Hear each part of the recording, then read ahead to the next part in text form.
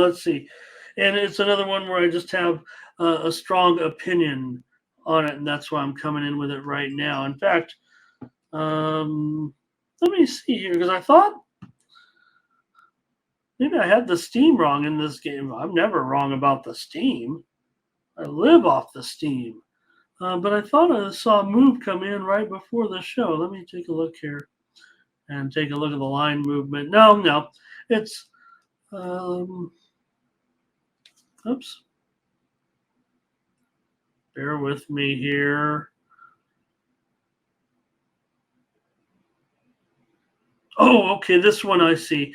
This one's a little bit later in the morning. Okay, thanks. Here we go. This one, yeah, 2 p.m. Eastern, 11 Pacific in this one, and I've got Ball State here plus the points at home. I thought it moved. That's why I was a little bit curious. Sorry, everybody. Thank you. 17 is the number now. Oh, yeah, thank you. Okay, I finally figured out what I'm doing. So Toledo took steam right before the show. You can grade, you know what, I'm just going to leave it. I'm just going to leave it at 15 and a half. You can grade me at 15 and a half. The line's 17. There's no doubt about it. But I was ready to come on the show and tell you that I liked Ball State plus 15 and a half here against Temple. So I'm not sure maybe what the Sharps are thinking here necessarily in this one because I was looking at Ball State all the way here. This one opened at circa on Saturday at minus 14. It definitely was immediately bumped up.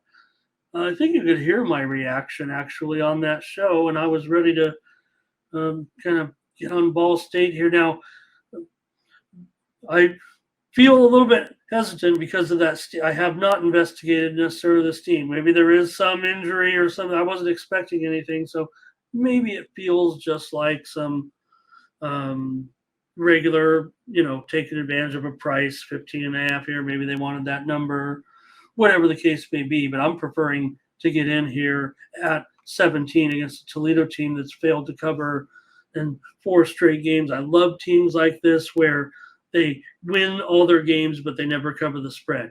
They're 5-1 overall, are Toledo. Now they're coming on the road here against a Ball State team that has been terrible.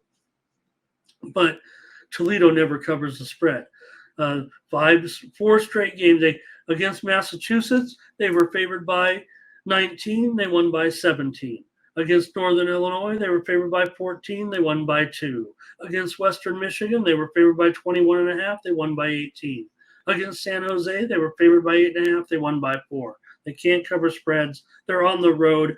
If they were at home, maybe I'd give them a chance. I mean, they're playing well. Ball State's not very good. I can't sit here and give you a lot of argument on Ball State as far as what they're doing even in conference right now. It's mostly the fact that Toledo can't cover spreads. Ball State's not covered any spreads either, especially in conference so far.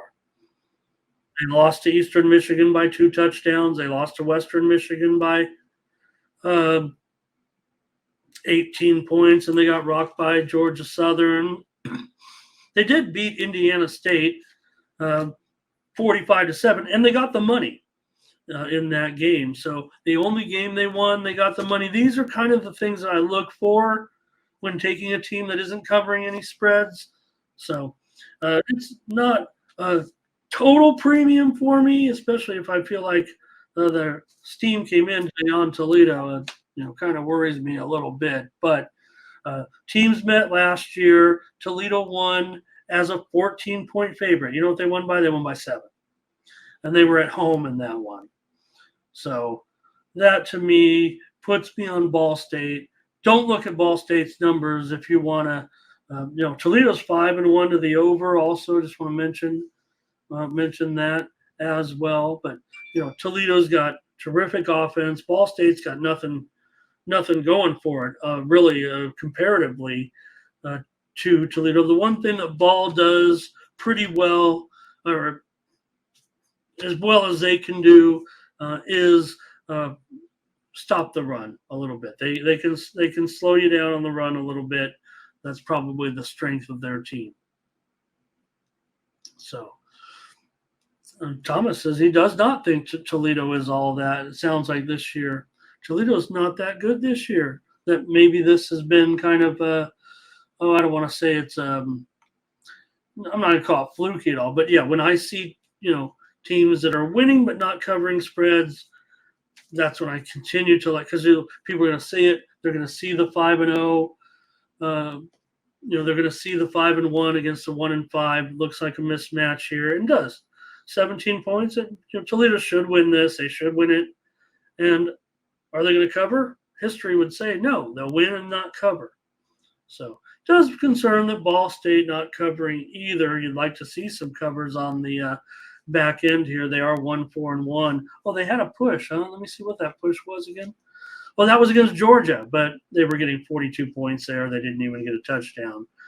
And they got rocked by Kentucky, too. So, anyways, I'm on Ball State here, and it's my play here on the show.